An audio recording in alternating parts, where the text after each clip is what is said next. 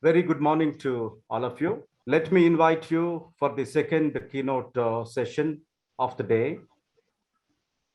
We have Professor VinayagumChinapah, the Professor Emeritus and the former Director of the Institute of International Education, Stockholm University, Sweden, with us to share the findings of the global COVID research that was carried out around the world.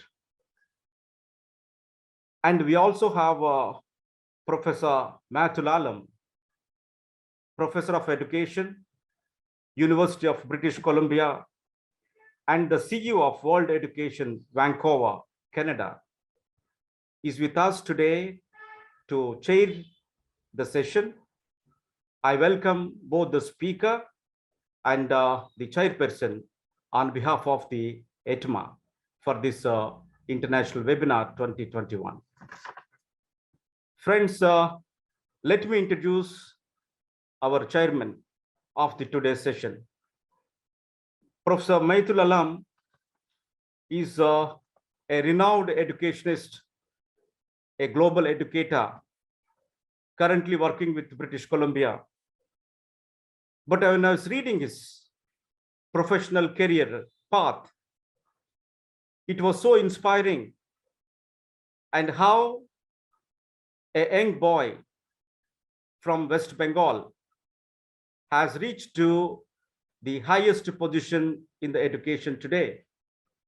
And it's not the position, but to the extent that he has been contributing for the quality education across the globe. Dr. Alam,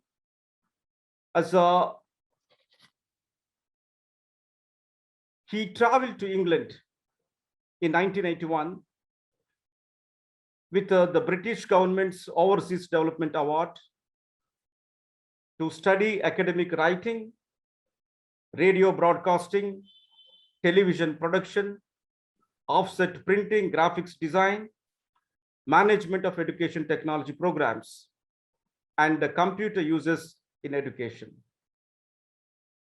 Then he completed his PhD in education from Simon Fraser University and obtained a certificate in teaching and learning strategies in higher education from Harvard University.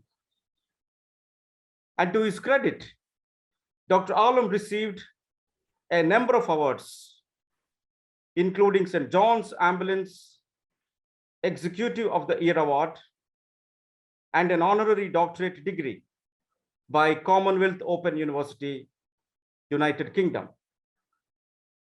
And he is serving as a member of the editorial board of several reputed international journals. To name few, he is the editorial board member of a journal, the Review of Human Factor Studies, and a joint the Commonwealth of University, Commonwealth Open University, as a professor in education. And Dr. Alam was nominated to represent US academia around the globe under the prestigious People-to-People International Program, what is popularly known as Ambassador Program, which was initiated by the former president. Over the past 25 years, Dr. Alam has taught at various universities, including the University of Northern British Columbia, the Simon Fraser University, the Western Washington University, and the University of British Columbia. And we are very fortunate that Dr. Alam has accepted, and today he is with us right from the morning, and that shows his academic engagement and the kind of contribution that he can make in the field of education. Sir, on behalf of ETMA, I invite you for this keynote session 1, and I request you to introduce the speaker and steer the session. Over to you, sir.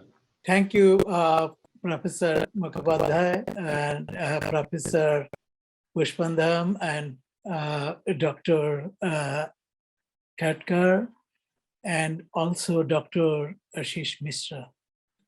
We are delighted to join from Canada. Dr. Tony Bates had a wonderful time talking to everyone.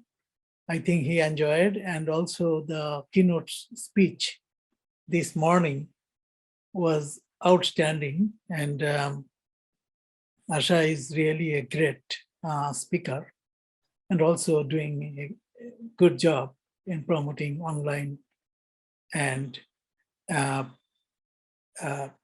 e-learning around the world, especially within the Commonwealth countries. Today, it is an honor for me. During the liberation war of Bangladesh, I'm originally from Bangladesh. And during that time, I worked for the government of Bangladesh. I was not holding a big position, but I was in the government system in Calcutta at the time. And also in 1969, there was a student uprising in Bangladesh. I had the opportunity to lead. Those are very critical aspects, even today, for us to think about our land, where we born, and of course, the world where we work all over the places. And this COVID-19 pandemic made us even feel like more so like one family.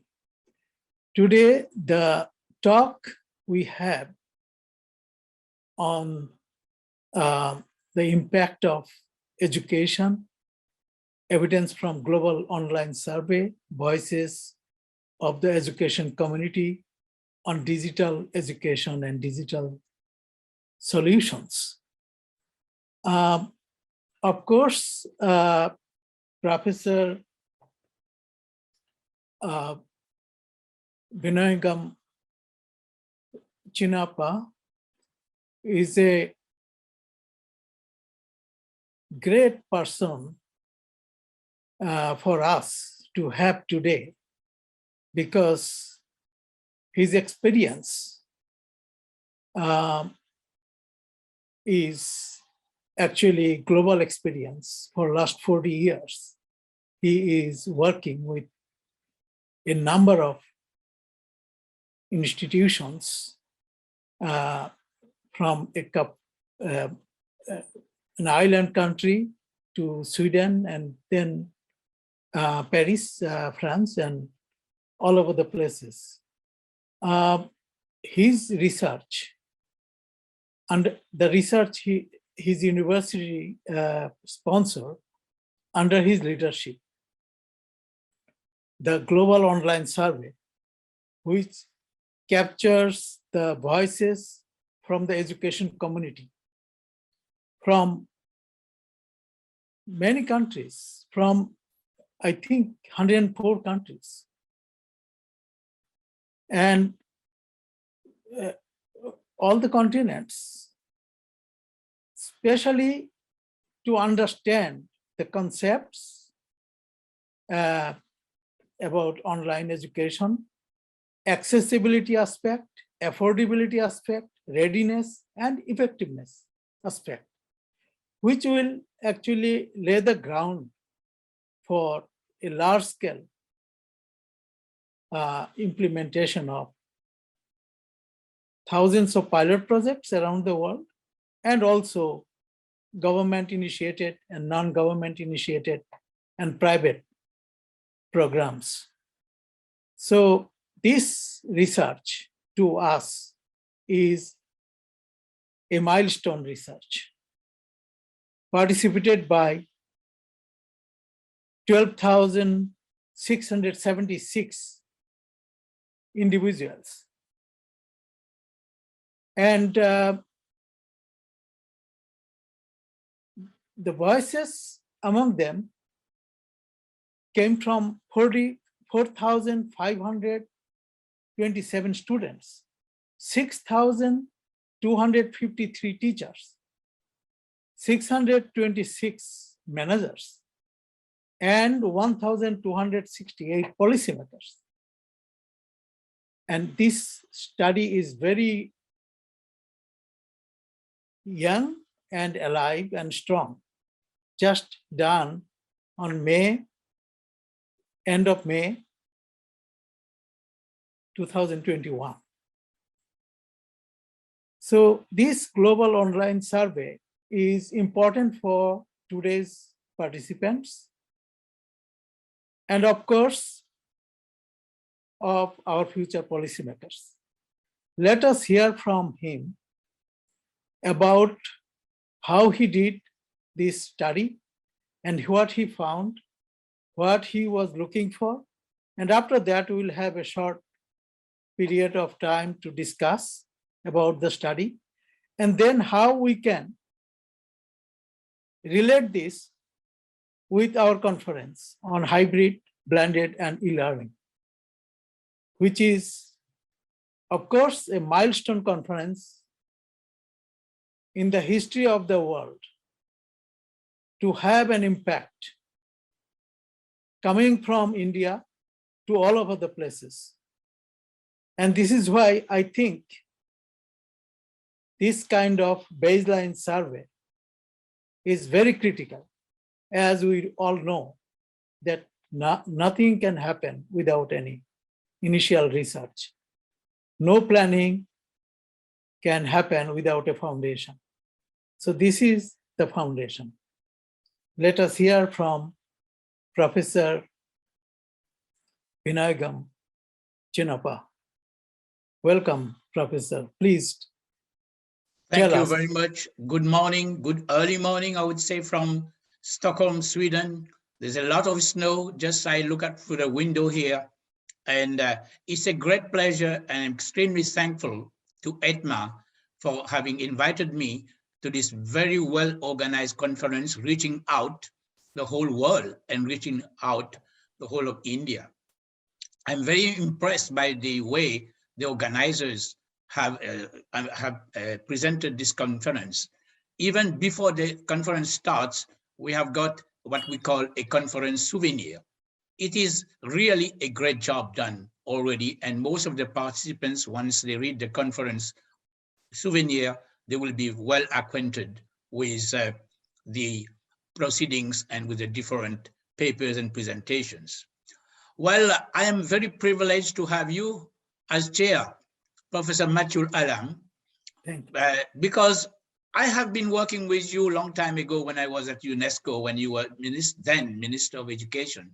But you know, I did not remember that. That was quite a long time ago. But again, you come back, and I'm very proud to have you as my chair. The same applies to Professor Pushpanathan, whom I know very well. We have been working with Professor Pushpanathan for the past 20 years. He was my guest at the time at the Institute of International Education. We have carried out several research projects worldwide. And to our guru, Professor Marmar Mukhopadhyay, I have also been associated with him. It's my second participation in the ETMA conference. I recall I had participated earlier in that. And Professor Marmar Mukhopadhyay have been, to me, a great inspiration for all the work that he is doing for India and also for the entire world. And now I would like to share my presentation on a screen so that I would like to know whether it is in order before I start the presentation. Is that okay now? Can I start? You can have. Please, kindly start. Okay, so my presentation, as Professor Alam has mentioned, it is actually based on a very recent worldwide, and I would say even unique survey on how the COVID impacts has influenced education worldwide and the importance of having distance education or digital education with digital solutions. Here, I'm going to share with you the evidence, the empirical evidence from this global online survey led by Stockholm University, where I am based. But before doing so, let me take this great opportunity and a great honor and privilege to address all of you on a very important book that have just been released, where I've had the privilege to read it when it was just in the final stage of fine-tuning. The book, which I will call a handbook, is Educational Technology for Teachers, Technology Integrated Education by our highly esteemed Professor Marmar Mukhopadhyay. I call this book a unique encyclopedia for the education community as such, and it is extremely relevant to the 2021 ETMA International Conference on Hybrid, Blended, and E-Learning. This handbook is tailor-made to serve the broader education community. It is a compendium which is instrumental in the development of the necessary knowledge, skills, attitudes, and opportunities in this field of educational technology. According to me, the book written by our esteemed Professor Marmar Mukhopadhyay is an encyclopedia. It has 26 well-integrated chapters, and it carries us on a long journey of learning and teaching theories, models, frameworks, and discourses. It is entertaining with a very special writing skill that Professor Mukhopadhyay possesses and shares. This handbook includes some very, very special, important pragmatic tools, guidance, and takeaways, which is very useful for the readers and users of the handbook. Professor Marmar Mukhopadhyay has keenly chosen to adopt the global village approach in his handbook, while keeping the direct touch he has had and he still has as a village teacher. This handbook is extremely relevant and opportune to our 2021 ETMA International Conference, which we have heard again the discourse this morning in the first keynote session about hybrid, blended, and e-learning. So this handbook can serve to answer most of the questions that have been raised during the first session this morning, as it addresses with excellence and elegance the emerging and urgent needs for a revisited educational technology policy and strategy. So let me congratulate our esteemed Professor Marmar Mukhopadhyay for bringing to the fore such an important book, and I would recommend it to all the teachers, the students on educational technology, policymakers, and scholars in India and around the world, this great work of such an outstanding scholar in the field of educational technology. Congratulations, Guru, and continue educating us. Thank you, thank you. This is a resource guide for teachers, those who want to train themselves to become aware of educational technology. Professor Marmar Mukhopadhyay actually started educational technology related work with other pioneers in India in 1986. And in 1984, he wrote for Encyclopedia of Educational Technology. And this is, I think, his lifetime work. And he did it during this COVID period, which is very significant in a way that he was observing how education system was working, what were the problems around the world, how billions of students were out of educational opportunities. So this pain, this suffering gave him the opportunity to come up with a resource guide for teachers, for policymakers, and also for university college students. I really appreciate that he, at his age, put so much of time to create this book, which is, of course, significantly valuable in the field of educational technology and to help teachers to integrate technology to education. I have had the opportunity to look through. This is not only on educational technology, it also helps a teacher to become an active educator, to learn about psychological aspect, cognitive development aspect.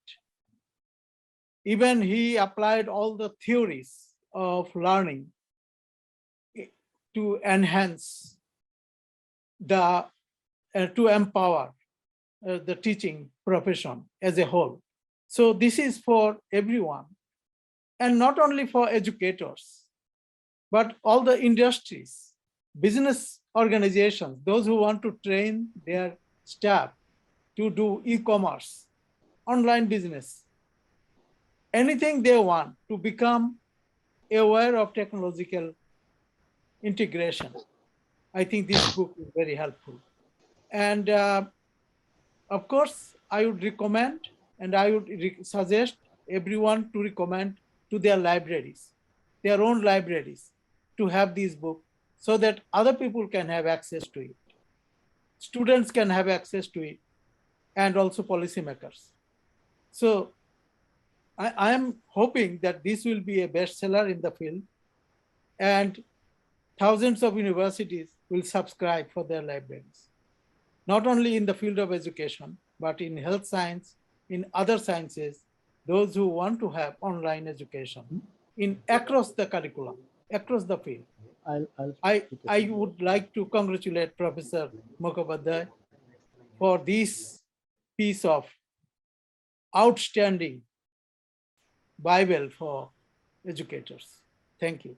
Well, may I take an opportunity for thanking both my friends, Vinay as well as Matiul, for their beautiful words. But let me tell you, its inspiration was something else. I read the book Outliers that gives a concept called 10,000 hours to excellence. When pandemic confined me, they don't allow me to go out of my house. I thought whether we can do an experiment of 6 months, 10 hours a day without break, no Saturday, no Sunday. So that is the reason I was writing this continuously. And much more than that, what I really liked in this book, I did a lot of research in terms of biography of the people, like Skinner. We all know him as a behaviorist, but we hardly know that he's actually a dog trainer, and how he switched over by visiting his daughter's class and saw how mathematics is taught. He thought his training of rat is better to train in mathematics his daughter. And he was severely criticized. It was called baby in the box.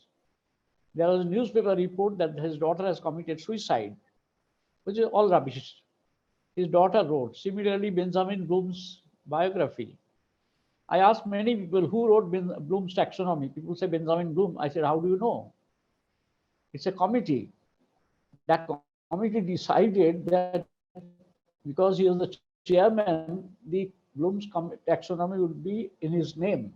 Similarly, for example, when I looked at Benjamin Bloom's taxonomy, it's an incomplete taxonomy because the cognition does not hang loose. It needs something to hold on. David Merrill's work, which is hardly referred, basically David Merrill's influence. So this connecting together, and also my typical interest in these kind of things. Cathol was a member of Bloom Committee in 1955-54. He was also the person revising the document in 2001. Does it mean a person was working on one area for 45 long years? Similarly, I was a little surprised why we don't talk of solo taxonomy, David Merrill's work, Ganne's work.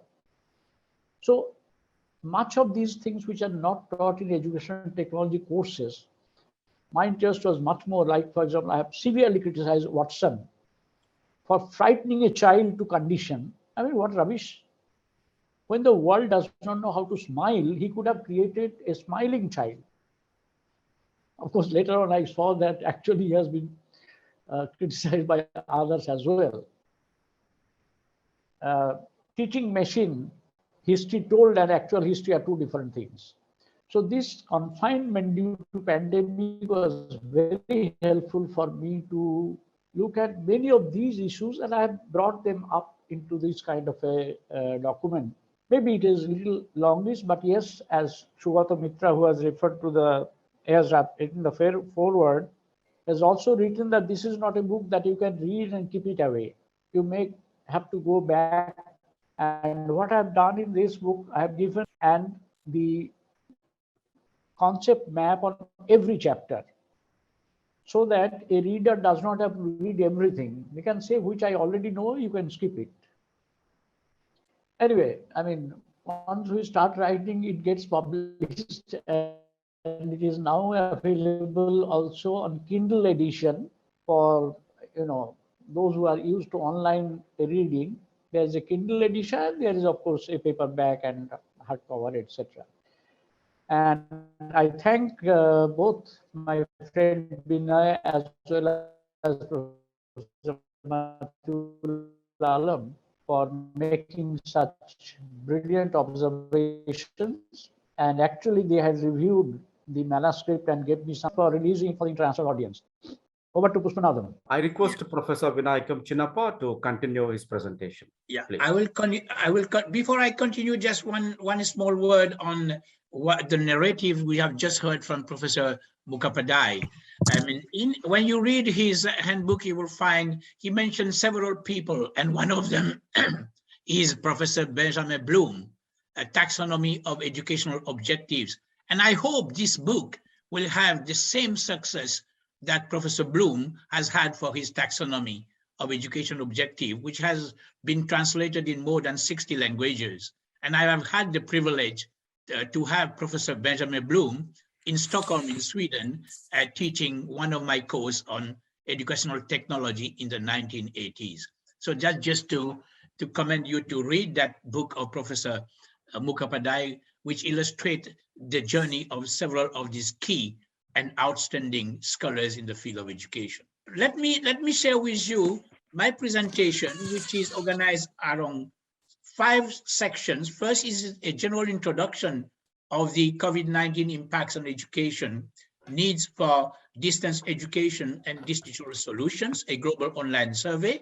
And then the second part, justify why I call it the Reaching Out All initiative. The third part would be actually mentioning and elaborating on the voices of the education community, namely students, teachers, managers, and policymakers. Fourthly, I will devote some time on the selected findings on the whole concept of digital education for all, measured in terms of accessibility, affordability, readiness, and effectiveness. And finally, we'll look forward with some key ways to address the problem of the digital divide. Yes, as we have heard, several speakers, even during these early sessions today, mentioning the importance of implementing the Sustainable Development Goals number 4, that is quality education. So when we develop the conceptual framework and the theoretical background for this global online survey on COVID-19 impacts on education, we consider how this survey and the results and the finding would be instrumental for the implementation of SDG quality education. And what do we mean by that? We mean, oh, sorry, I would prefer to monitor the slide myself because I have no control of the text. Okay, yeah, what do we mean by quality education within the framework of the SDG? This is extremely important whether we do research, whether we do teaching, whether we do policy decisions and so on. It has to take very seriously the SDG in terms of implementation, not only the so-called the talking points. When we talk about quality education within the framework of the SDG, we mean that education should be equitable. It should be inclusive. It should be of quality. It should be for all, and it should be for life. That is what constitutes what we call the Reaching Out All initiative. The survey is organized in such a way that it gives hope that in the years to come, we will be able to get digital education for all, that is inclusively. And to do so, we need to address the problem of the COVID impacts on education, whether it reinforces the already existing divide in society, and especially in the field of education, or it offers great opportunities of digital unite. To do so, we are studying 4 important concepts, mainly accessibility, affordability, readiness, and effectiveness. There is always a need to have a conceptual and research model when you develop such a unique global online survey. And this model has guided us all throughout and even up to the present. It means that in the first place, the emphasis is given to the voices. We want to hear what the student thinks about the impact and the importance of digital education due to that COVID-19 impacts. What the managers, the teachers, and the policymakers think. So everybody is included. And the global survey also have been launched globally, regionally, nationally, and locally.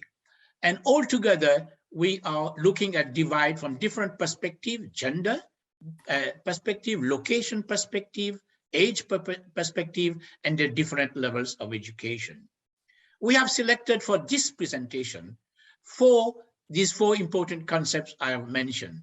Why we launched this survey as well is to identify the needs for capacity development in means education, training, and research.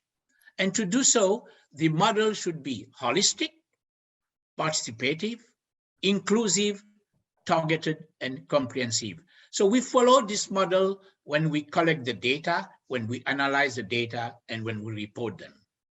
The COVID-19 impacts on education global online survey, as mentioned already by my dear friend, Professor Alam, has been started in the 15th of January of this year and ended on the 15th of May, 2021. That is a 4-month period. Why a 4-month period? You should understand to implement a global online survey during the COVID-19 lockdown period is not an easy thing to do.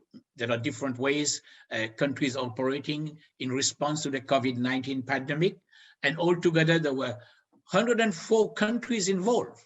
It's quite unique to have data from so many countries covering all regions of the world, and my colleague Professor Alam has already introduced these numbers. Mainly we have 12,676 participants and from all the continents. And today I'm going to share with you the experience from Mauritius, which I've chosen to represent Africa, India, as this conference is held in India for the Asian region, and Sweden, where I am based for the European region. When we talk about inclusiveness and when we talk about research, very often we mention there is always the gap in research, that we never listen to those concerned, the beneficiaries of our research from this implementation standpoint. This is therefore, in this survey, we have used a very important concept called voices. Whose voices we are representing in our research and in our survey. It should come from the people. It should be with the people, of the people, and for the people. And in these voices, it means who are those in the education community we are addressing our research. You could find the numbers here. You could find that we have 6,253 teachers involved in this global online survey, 4,527 students, 1,268 policymakers, and 626 managers. These are the key stakeholders, the key actors and beneficiaries of any efforts we make to run research nationally, locally, and globally. And as you know, there's always a divide across languages. So we have also included the 5 major languages of the UN and other specific languages, because some countries cannot carry a survey in, for example, the English language. That's why we have Slovak language, Czech, Swedish, Thai, Portuguese, together with the 5 UN languages, English, Chinese, French, Spanish, and Arabic. When you do a research of this nature, you have to guarantee a representativeness, because you would be normally asked, is it representative enough? Can we rely on your results? The whole questions of reliability and which is put into questions, and validity. Here you could find that we have struck a good balance by locations, where the urban, the rural, the areas are equally well represented. We have also good gender balance, and the voices of the different members of the education community. And you can see here, we have as many students and teachers. Accessibility is one of the 4 concepts we use in this survey and for this presentation. And it is measured by 4 items here, which you can see the results. I will not go into details. Maybe during the question and answer session, we can get some responses and we can answer these. So accessibility is measured by 4 items. Whether we have digital skills, we may have the skills, but we may not have the support. Whether we have learning content, online learning content, online support, and online systems as such. Usually we answer this question only on the system base and leave out the skills, the content, and the support. And you can find across globally, across India, Mauritius, and Sweden, that nearly even more than half of the participants in this global survey indicates, more than half, that is 1 out of 2, do not have access to digital education and digital solution facilities. I will not go into the details here, but it is constant across this slide to find out that there are differences also in terms of what I said earlier. Having a system does not guarantee you that you have on the support, the content, and the skills. Again, at the very beginning, I mentioned how it is important to consider the major stakeholders, the beneficiaries, and of the system itself. Through their voices, we can understand how accessibility is taking place when it comes to distance education. Across these 4 items, we could find that, well, the first group is it belongs to the students, the second group to the teachers, the third one to the managers, and the 4th one to the policymakers. What we could see from these, that the pattern is not the same. If you want to hear from the students, what do they think about online learning system? What do they think about online learning support? Whether they have the digital skills, and whether they have the online learning content, then you could find how it varies between students, teachers, managers, and policymakers. But what we are usually confronted with in research, we took the last group. We put everybody in one basket, and we design policies, we design actions and implementation strategies without considering the specific needs of the students, of the teachers, the policymakers, and the managers. Again, when we have research, generally, we forget that we need to target our recommendations for policy actions in order that policy actions may be realistic, implementable, feasible. It should be targeted toward the neediest, toward those who need such policy actions. For this reason, we have designed in this survey to collect data and to present the findings according to the major targeted groups for policy actions, namely location in terms of rural and urban, gender, male, female, by age groups, those who are younger and those who are older, as you can see here, and also by the different levels of education. Here we were very, very successful in getting also students from primary, secondary, and tertiary education levels. So this slide here shows you that the divide is there. The divide is very pertinent. More than half, as I mentioned earlier, do not have access to any kind, form, and types of distance education, whether it is hybrid, whether it is blended, whether it is e-learning. So here you can see across these 4 categories, there are big and statistically significant differences on the different items by location, by gender, by age, and by education subsystems. I will not go into the details here, but I can just say that even item-wise, you could find such differences. In this global online survey, we also addressed the problems of affordability, which is very, very important. We have talked about accessibility now. It's also important, equally important to know about affordability. Here we have 4 items measuring this concept. Internet costs are affordable. Internet quality is good. We save time using distance education, and distance education is cheaper. This is very encouraging if you look around on this slide to see that there is hope.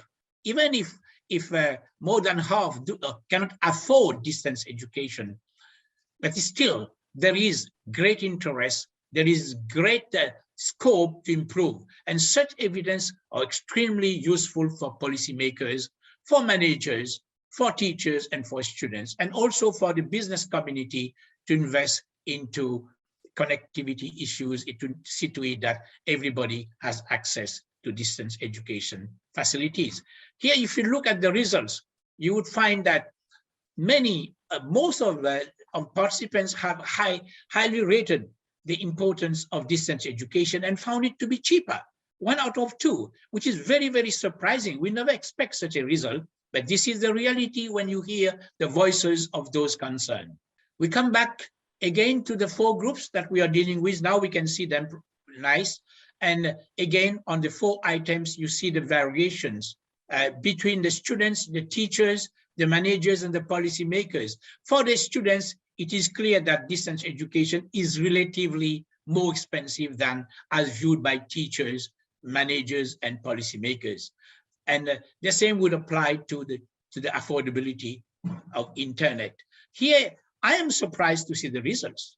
If you look at here, you have 52% or 54% among those in the students group says that internet costs are affordable. This is very high compared to the teachers, which says that with only 42%, the policymakers 41%, and the managers the same. So it is, again, we will see next how it is important to target these groups when you do research, so that you can also help designing informed policies for the different groups. When it comes to affordability, as I said, we have good signals.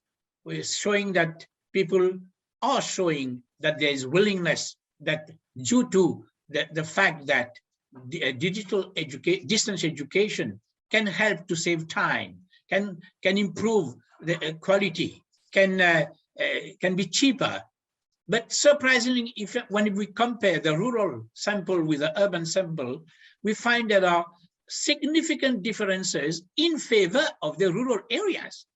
That is a surprising result on affordability, which I would recommend other researchers. I would recommend when we look the data, such discrepancies at the local level, at the country level, we will get quite interesting information for policy actions. The same applies for gender. There is males seems to be in a more privileged position when it comes to affordability. And again, we could find between the different age groups and level of education the same. The third concept that we look into, and here we have chosen 3 items to present the results, namely, is the country prepared for distance education? And when you compare across, you will find that it is around 4 out of 10 says Yes. Are students prepared for distance education? Again, here we would find that it is less than the country as voiced by the students themselves. And you see 3 to 4 out of 10 who say so. And the teachers have a higher rating on this item, and it is about 4 out of 10 across, with some exceptions in Mauritius and even in Sweden.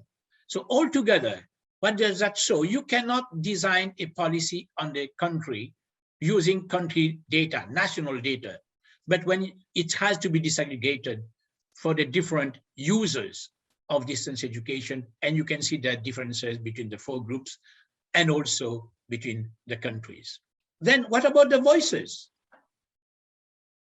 regarding these 4 items? Here the 5 groups here, mainly first one, students, teachers, is the second one, third is the managers, fourth is the policymakers, and finally putting all together.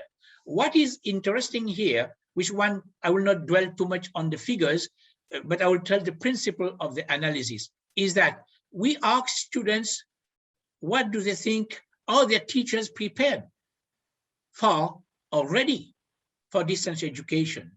Are they themselves prepared? Is their country prepared? And the higher ratings are among the teachers. Teachers rank them higher, students rank teachers higher, policymakers rank teachers higher, as well as managers. And there it is, interestingly enough, when we say that teachers may be well prepared, but what about the students? Are they prepared? And these kind of disparities, of divide between and within groups are extremely important to consider, because readiness is an important factor when we design any modalities, any techniques for distance education. Again, we have surprising results when it comes to readiness. It appears that the rural areas are giving better indication of their readiness, higher than the urban areas in terms of country is prepared for distance education for the students. But if we look at this very group of results here, some would say, oh, maybe the sample is not proper. Maybe, there are this is not the issue.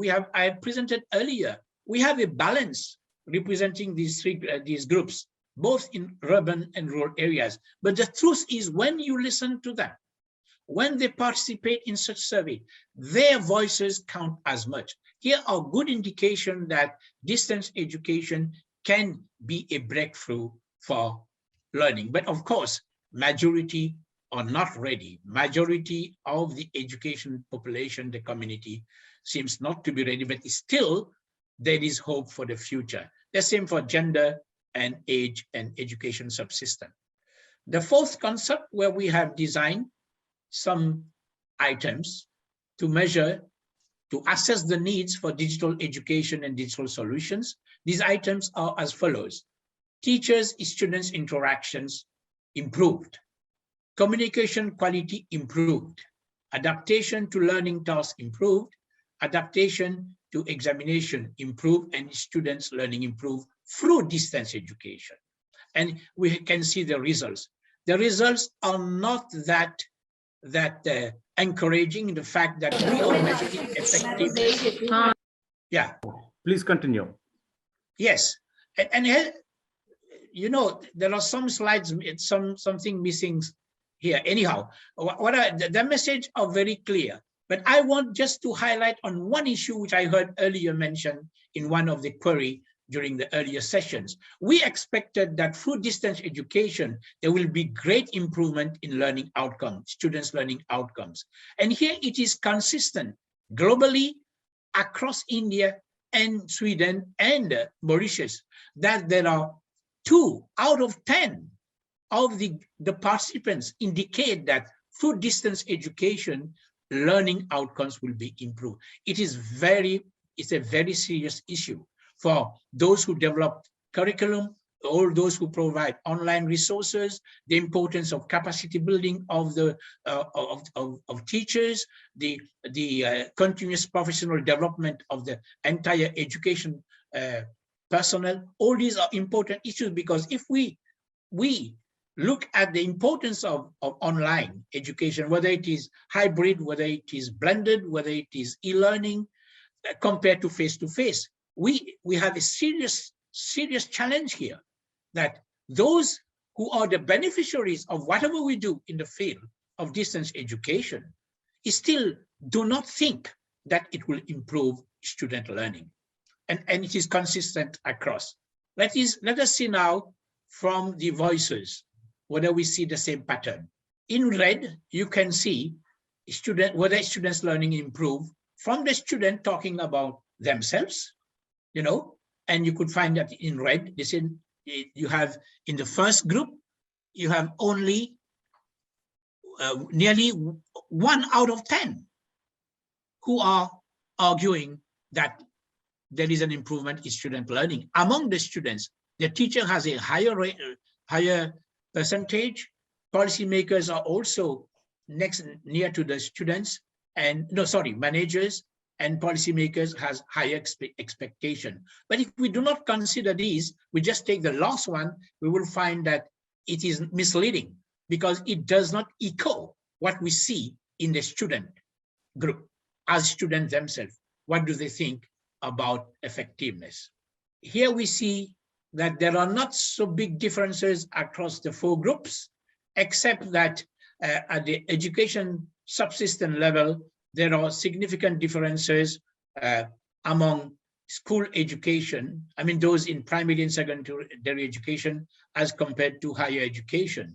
And it appears that those at primary and school level indicate that the distance education relatively will contribute more to students' improvement in student learning. But still, if you look at the percentages, you could see that more than 4 out of 10 who say so. So the remaining 6 do not agree that distance education will help in the effectiveness of in terms of student learning outcome.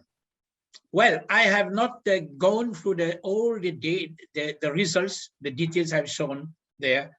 And as I said, this is the first kind of presentation from the global results together with those from India, Mauritius, Sweden. We have more than so many countries to present the results, but I have taken a representative group of qualitative data because we have more than 20,000 voices in the 3 open-ended questions that we are still analyzing and processing. We have 30 pages only for India from the different voices, students, teachers, openly saying what do they think about distance education. Here I have chosen 4 messages from these voices. A student from India says the following: I think government should take responsibility to give more efforts in providing online education, and also to take into consideration what is happening in the rural areas, as many of them don't have smartphones and other equipments for online education. Internet quality is much poor. And a teacher from Mauritius clearly indicate that we need to build capacity for academics, instructional designers, administrative staff, and also, more importantly, we need to have the resources and strong, powerful platform, user-friendly to make distance online education effective and a reality. From a policymaker in Sweden, the following is mentioned: capacity building of teachers, allowing them to use the full potential of tech solutions and tailor-made services to different groups of pupils and students. And globally, we see the importance also of training of all the major stakeholders. The way forward. We all know that how COVID-19 has impacted on education globally, and it has been devastating. But also this survey clearly indicate unique opportunities offered to redirect educational policies, programs, and implementation. And also the message to all researchers and even to those who would influence policymaking is this word: No more of one size fits all in education. Differential educational needs between and within countries and across gender, age, locality should be first targeted in order to effectively reach out all. Evidence from the Global Online Survey clearly shows how these differential and targeted educational needs are manifested in distance education and distance digital solutions at global, national, and local levels in terms of accessibility, affordability, readiness, and effectiveness.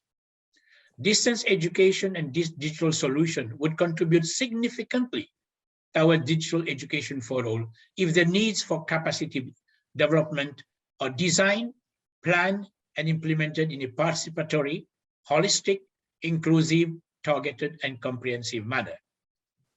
From leaving out nobody towards reaching out everybody.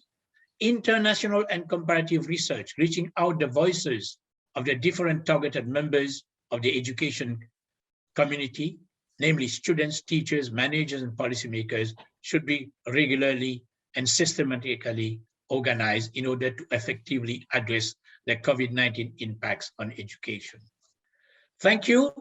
And one in the last slide, you find a word saying that collaboration is everything, and that success of this global online survey is based on collaboration. And we have both Professor Pushpanathan and Professor Marmar Mugapadai, who has been also involved in the Indian part of the survey. Thank you. Thank you for your wonderful presentation. And it is a goldmine for educational researchers and also policymakers. In this form, the information we have may not be used to impact policymaking, but educators in different countries can write their report based on this and try to communicate with education ministry and government and also other departments in the ministry, those who can be involved, and also non-government organizations. I don't think government alone can do this.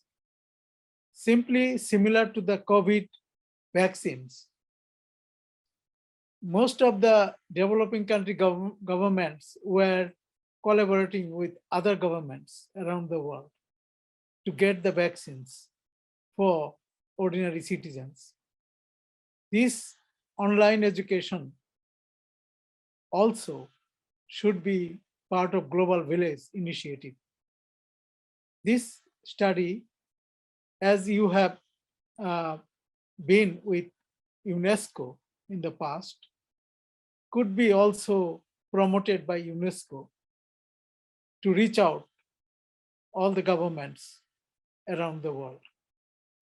And now our question is how we can go about that. What do you think? How you can make use of this report for us? What we as participants of this conference can get benefit out of this study? Please advise us. Thank you very much, Professor Alam, for such an important question. It is very important in the sense that your question addressed the justification and rationale for launching such a global survey during the period to address COVID-19 impacts on education. How can we use it? Well, in the first place, as you may have seen and others have seen in the conference souvenir, the abstract, which clearly indicates that by June of this year, already we have sent the data, the results, to all the focal points in the countries participating in this survey. They do have the data, they do have the results as well, which we have analyzed, and asking them, prepare now your country report, situating it within the country and use the results and the data to write your country report. That is the first thing we want countries to do. And also globally and regionally, we are asking the same thing to happen. Because to just sincerely speaking, you have touched the important concern of this survey, and which I have done while working at UNESCO with the same approach, and even in the academia, is that this is not a survey for what we call pop, for the pop culture, that is publish or perish. That is not. This is a survey meant to address capacity development. How can we empower our major stakeholders to take seriously the impacts of the COVID on teaching and learning by using scientifically and empirical evidence for so. And this we have both quantitative and qualitative data. Once we have done the final report, countries can present it to their own constituency. We will present the global report internationally. Now we are disseminating it. We are disseminating the results through such kind of conference. And thanks to ETMA, we are reaching Indian audience. And we have the data, and the data are clean, and it can be used and exploited by any single researcher, scholar for policymaking decisions. So we are free, and they are free. And the work has been done.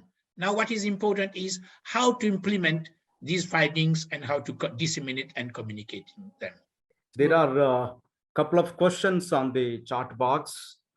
Ms. Archana Pandey is interested to know what could be the reason for such low confidence among the students towards the learning outcomes, especially in the digital learning. Would you like to throw something on that, please, Professor Veena? Yes. Thank you very much, Professor Pushpanathan, for this question. I heard the earlier presentations and also recommendation from the early sessions. What do we mean by students? Do we mean pupils and students from both primary, secondary, and tertiary levels, or do we mean only students from higher education? That is the first issue that should be considered, and we need further analysis to look at it. But from what I have presented, why there is low confidence? Because the majority of the students represent the world. They are living in areas where there is no communication facilities. There are not even electricity. And the lockdown has affected them. In their homes, they don't have those facilities that we could find. So if you look around the world, and it would be good if there would be data telling us what is the proportion of the students of this world that have access and can afford distance education. And therefore, their reaction to say that it does not boost student learning is because there is no facilities to just say the contrary. There is one interesting question from Mr. Sherina Sarin. You mentioned about the digital readiness in rural areas is more when you compare with urban areas in your research study. So can you please throw light on the parameters or the factors taken by the project to study the digital readiness? And before you respond to this question, let me tell to the participants, but there was an international project on education for rural transformation, which was directed by Professor VinayagumChinapah in various countries. And what we found was, especially in rural areas, there is a hunger for knowledge. There is a hunger for training and education. Therefore, the accessibility of education institutions, not only in terms of establishing institutions, but the quality learning is very much essential. And that kind of readiness you find in the rural villages. Over to China, please respond to the question. Thank you very much. And I'm happy you mentioned the 10 years work that we have done together, Professor Pushpanathan, on education for rural transformation, that many countries have participated in that project.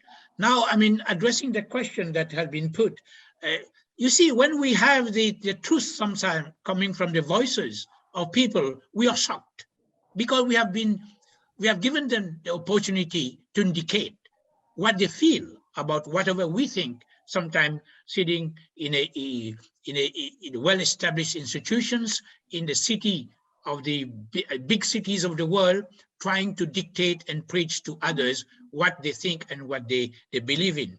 I am happy to see actually the high percentages of participants from the rural areas, which says we are ready, but ready in terms of what? Because if you look at the items which are measuring readiness there, it's very, very important to see. And even it also relates to those measuring affordability, where we see the same pattern that the rural group are showing greater sense of affordability and readiness in the use of distance education, which may be surprising, but this is the truth. It comes from them. We cannot disqualify the voices coming from the rural people as compared to the rural urban areas. Many researchers, many others, or maybe you have bias in your sample. Maybe the items are not measuring what you are expected to measure. All these things we hear. But when actually you get the voices of the students from the rural areas, of the teachers from the rural areas, of the managers from the rural areas, of the policymakers as compares to the counterparts in the urban and cities, you could find that the level, my answer is simple. The people from the rural world, they are more motivated. If the opportunities are given equally to them, irrespective of their environmental background, they will excel. I am myself an example of this rural boy from a village who went to school barefooted, had no electricity at home, and is one of the 9th child of a family with an illiterate mother in the small island of Mauritius. So I always say, if you give the opportunities to each and everyone, we will succeed. But do not try to standardize the facilities, because there are already built-in discrepancies and inequalities in society. That's why we do research that should be targeting those groups and providing policies that are targeted towards them. So this is not surprising to me, but it may be surprising to others because I am a case myself. Let me make a brief statement. In fact, I met Vinay in his program on rural reconstruction because I was working in my village community, and I also come from the same kind of a background. Village school student, village school teacher. First time I got a sandal when I was going for school final examination at 10th standard. Before that, there was nothing like a chappal. But what is importantly, I want to mention, my whole experience, I have been working with the primary, secondary, everything, all levels. My simple learning, primary teachers are better learner than secondary teachers are better learner than the higher education teachers, my first. And this is not instant statement, is a 25-year-long experiment. Second, we did a very large-scale study in India on teacher employability, sponsored by ICHBL, very large study, 4,500 participants from one country. Women teachers are more employable than male teachers. Junior teachers are more employable than senior teachers. There are many contradictions in terms of conventional perception. In my rural area during this pandemic time, because I've worked with them, they are actually more upset than parents. What happens to the children? I can't believe the kind of innovation they have developed during this time. So one of the teachers said, sir, I wish there was telephone facility. I said, why don't you survey rather than saying no facility? Survey who has access at home, who has access to the neighbor who will allow them. Can you believe it came to 82% of the rural children of his school students who have either access at home or with the neighbor who had agreed, if your teacher is teaching, I'll allow you to see on my phone. My submission would be there's a lot of perception which is unfortunately not verified. For example, a lot of people talk about digital divide. I have a completely different view. Digital divide is in terms of attitude, skills, and access to devices. The big professors and vice chancellors have every access to devices, but they lack the attitude. They lack the skill. Ajbi, any one of you that are sitting, when you get stuck with something in the phone or the computer, whom do you go? To my elder or to my younger? You go to the younger because they know better.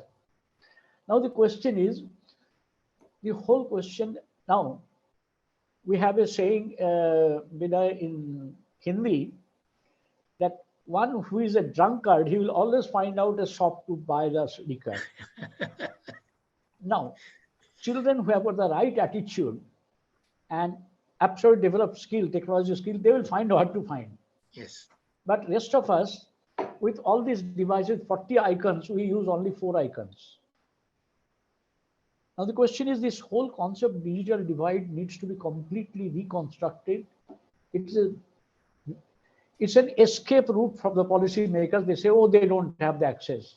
And in the previous session, it was there, construction of a building for 500 students is much more than giving a laptop with internet connectivity to 500 students.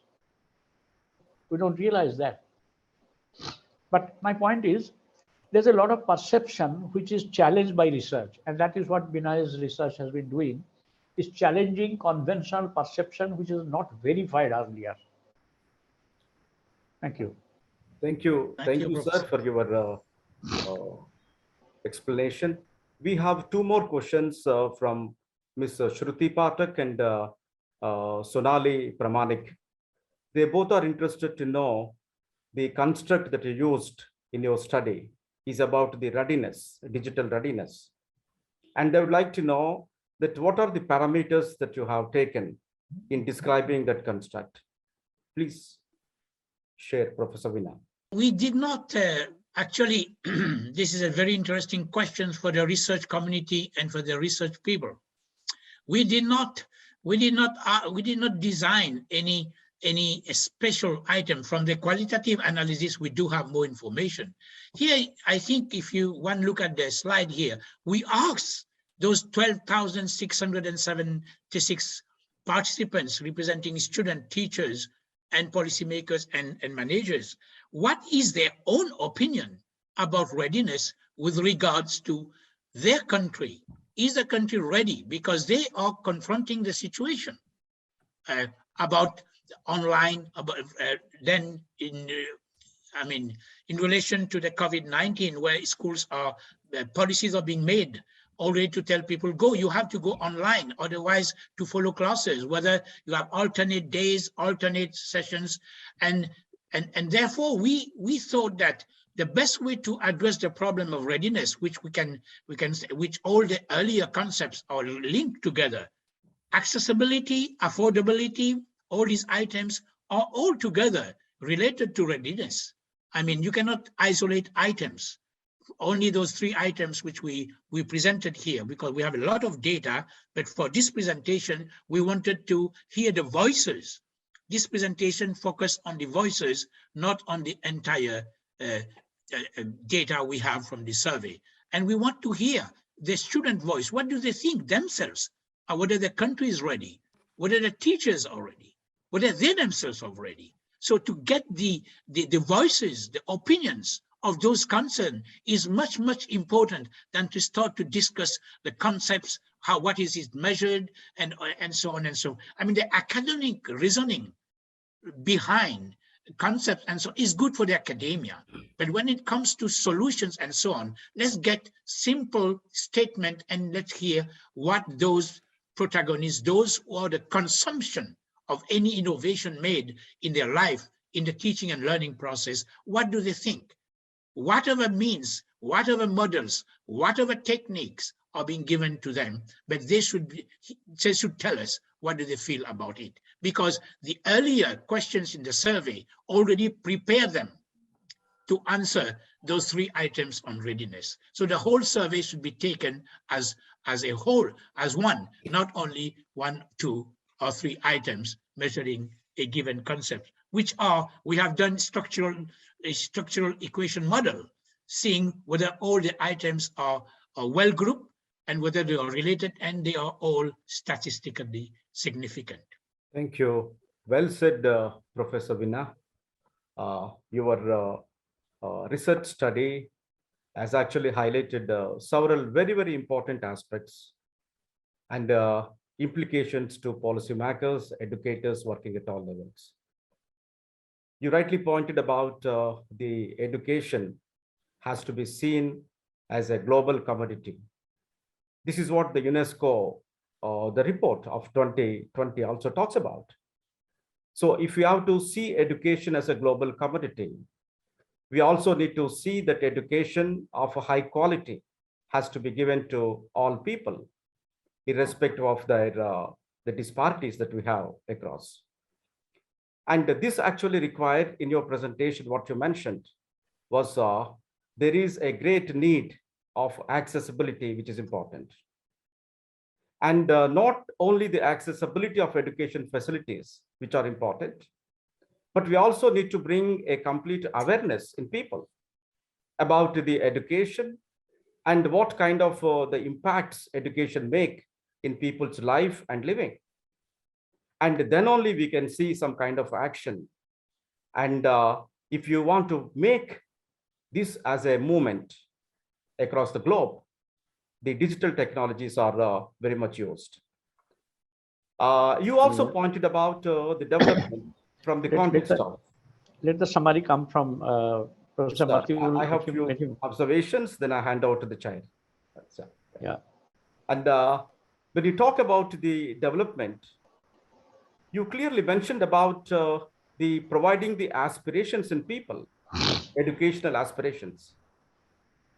And the system not only leave people with aspirations, but the transformation is possible, which is an enabling process. So the system need to enable people to accomplish their aspirations. I think that is the kind of system that we really need to look into. And the lot of appreciative messages coming on the chat box. And now I request the chair to give the final remarks and conclude. Over to you, sir. Thank you, Professor Pushpanathan. Wonderful summary from you. And of course, Professor Vinay has done an outstanding advanced organizer for informed decision-making of the policymakers and the research agencies to create more research. For example, about other stakeholders like parents of the school children and other diverse groups, those who can actually contribute in this area. And of course, we do not have time. Time is running out. Already 2 years have passed without significant involvement by the governments, by education ministries of different countries. And now this gives the seed to think about, to start from. So this is the turning point for us, for educators, to come up with our views, our ways of looking at, based on this one as the foundation. I think we can discuss on this in the future, and there could be some more work from ETMA, Education Technology Management Academy. These organizations can put forward more information in this area, and also other presentations. For example, Professor Pushpanathan and other will be talking about open sources, education resources. Those are very critical because as you have learned from Professor Tony Bates, that the graduate university students are getting text-free. We started when in 2002, when I started designing a graduate course in education research for online program in collaboration with Linköping University in Sweden and University of West Cape and Australian University. We had a collaborative program, and we had to use the textbook, regular textbook. We had to mail it. And then gradually that was online program, but still we had to use the textbook. Now we don't. Now most of the universities are using PDF. Even Professor Marmar Mukhopadhyay's book is also available in electronic form now with Kindle, and maybe will be other form. So this research informs us about some unknown magical things that rural and urban digital divide, that we think that rural people are not able to get the benefit, the fruit of the online education. But in reality, because of their, because education is very expensive now, in next 5 years, it will be even more expensive for anyone to send their children to university. If we cannot blend it, we have to blend to keep the cost down. So this is the opportunity for the society, for the world, similar to after First World War and after Second World War. And after many other small wars, every time there was a disaster, there were innovations. And this is the time people are not thinking about fighting. When American powerful soldiers got trapped in Afghanistan, now the fight with arms is not going to work anymore. It is about knowledge, about peace, about collaboration, about dialogue. So education is supposed to get that money that we use for arms conflict, armed conflict, and power, exercise of power. We should go with better educational programs. And this survey, we congratulate Professor Vinay for wonderful work based on his previous experience with UNESCO. And I think this also ties up with, as I mentioned, with organizations like UNESCO and European Union and many other agencies, those who can actually look into it and rethink online education and blended education to rescue our education system.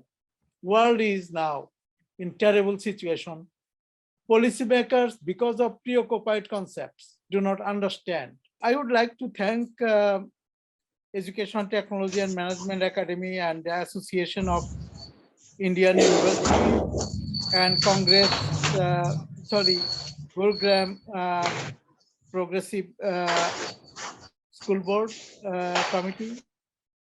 I just want to quickly mention about myself in a way that I started my career as a journalist, and then of course I started working with children's non-formal education program. Our goal was with UNICEF project, our goal was to create educational resources for children so that they do not learn from the book, but from the environment and from playing, happy. And of course, then we had a program with BRAC, the Functional Education Program.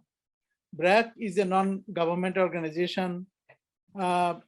Several of the Nobel laureates used BRAC's data in understanding, including Professor Amartya Sen, Professor Banerjee, and many others, to understand how we can go about impacting ordinary lives, especially poverty reduction.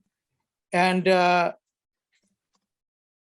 in '86, we developed Queen's University of Canada and BRAC Educational Technology Project. And this was a milestone for Canadian university to go out with CEDA money, Canadian government's money. After that, as I was working, I have been involved with Blackboard at the beginning when they were developing. I was at Western Washington University. And Adult Learning and Global Change Program at University of British Columbia was a collaborative between several universities. We designed new courses and programs for graduate program, fully online, and it worked very well. We started in just beginning of 2000. And actually 2002, I was developing some courses. And then we did math program, educational technology, master's and certificate programs at UBC. And I was teaching for 19 years, Foundation of Educational Technology course myself. And we have found many ways to come around to make online education effective. But now I strongly feel that education should be actually free for everyone.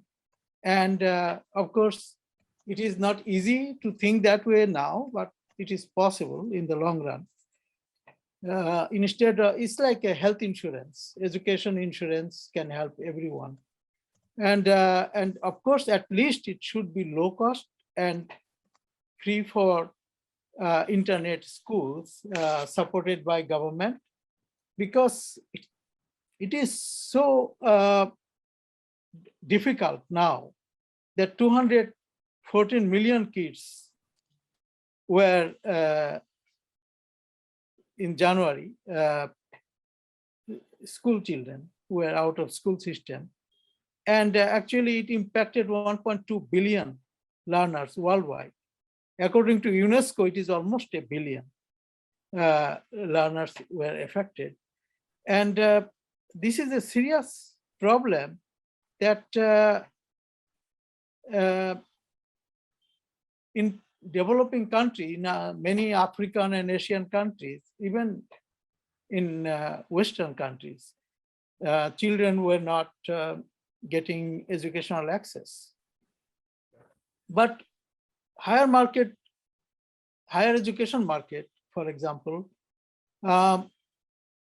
in 1919, actually was making almost $65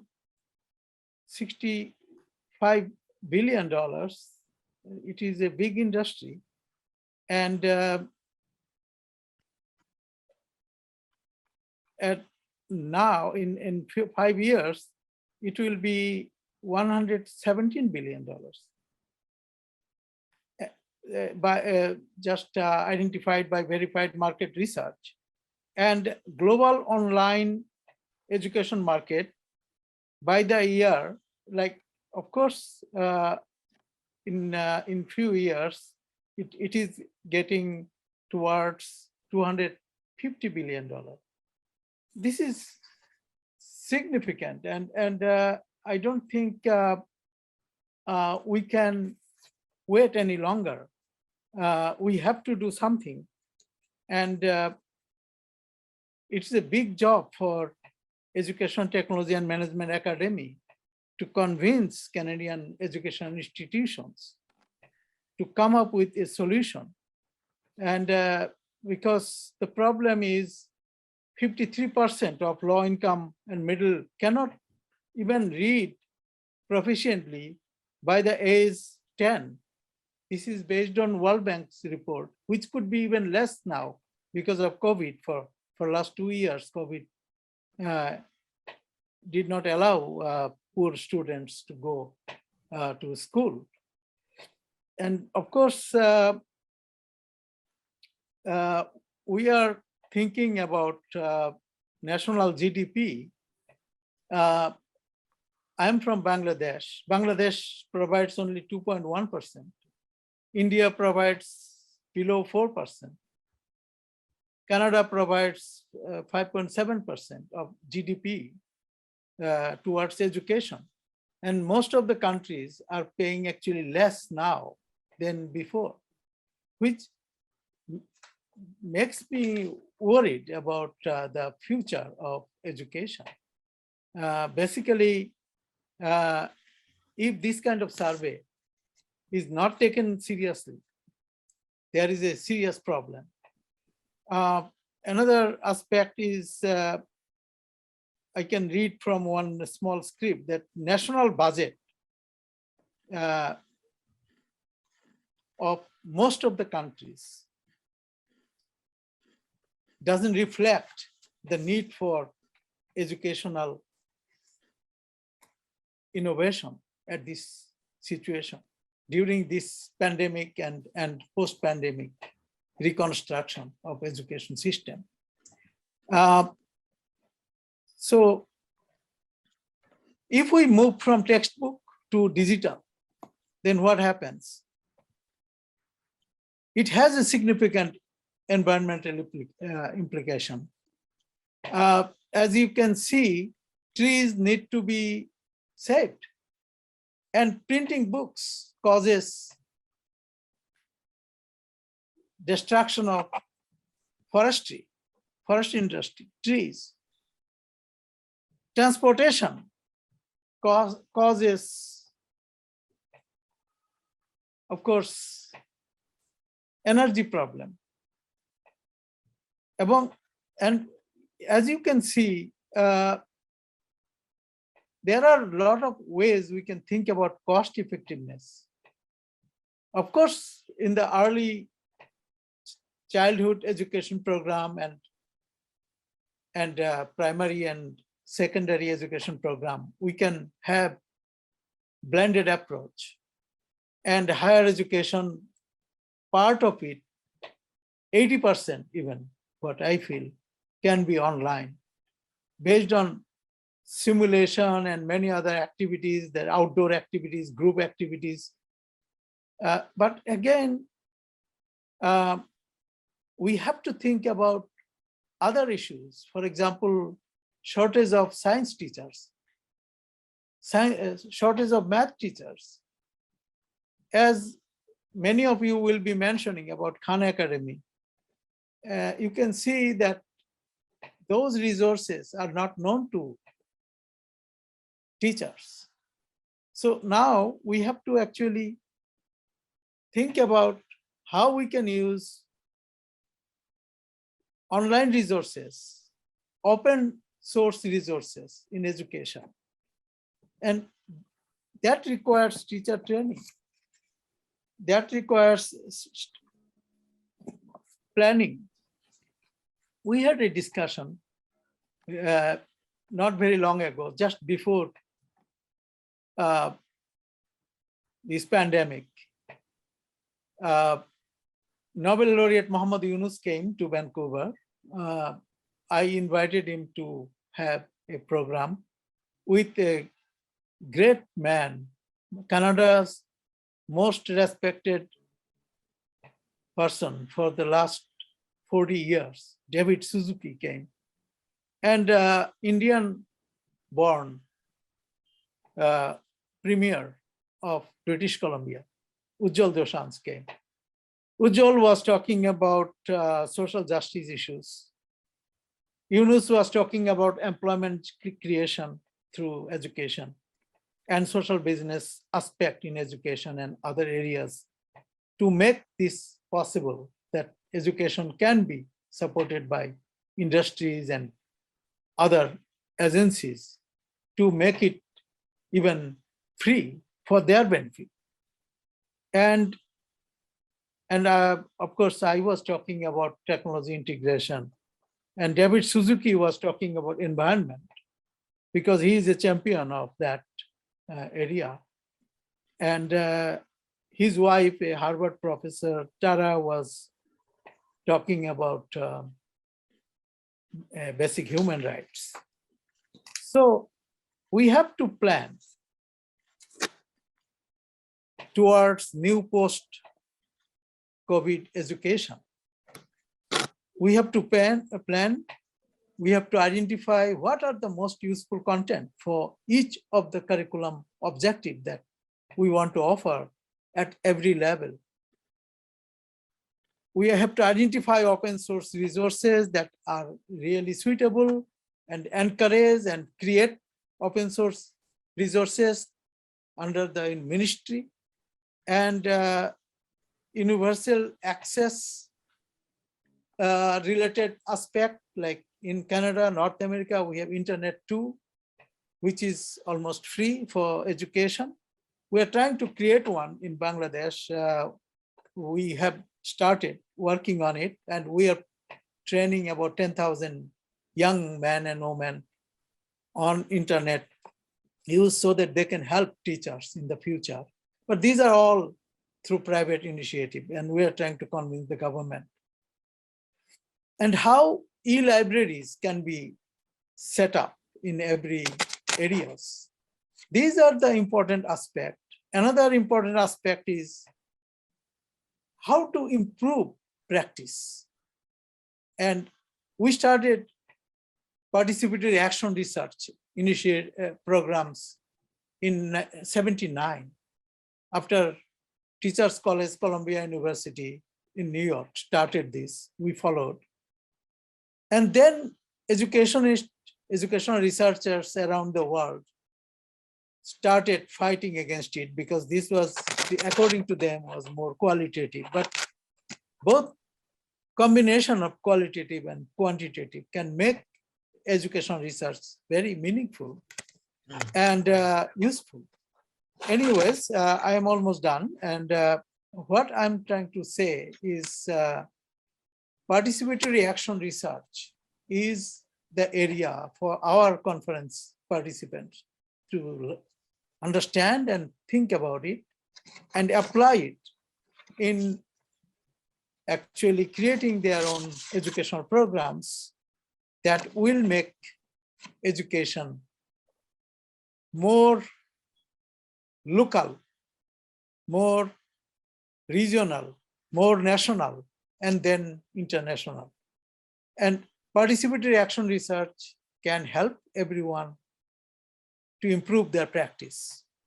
And it will involve people's voices, students, participants, parents, everyone's engagement in the process can help use their own resources to promote education. So we have to develop institutional support system. That is why I thought a community-based approach must be needed.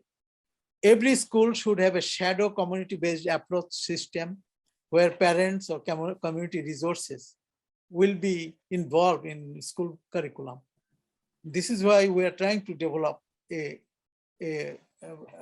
working force, those who will be in the communities and then will go to the school and work with the teacher. And they will perform the basic advanced team related tasks and help the government. And local innovation has to be there. And without innovation, without local participation, without parental and social community involvement, online education or digital education will not be very successful. So government has to come forward to identify local resources and use them at every level, from preschool to university. And of course, at university industry collaboration and all these activities, where in Canada we do co-op. So these kind of activities and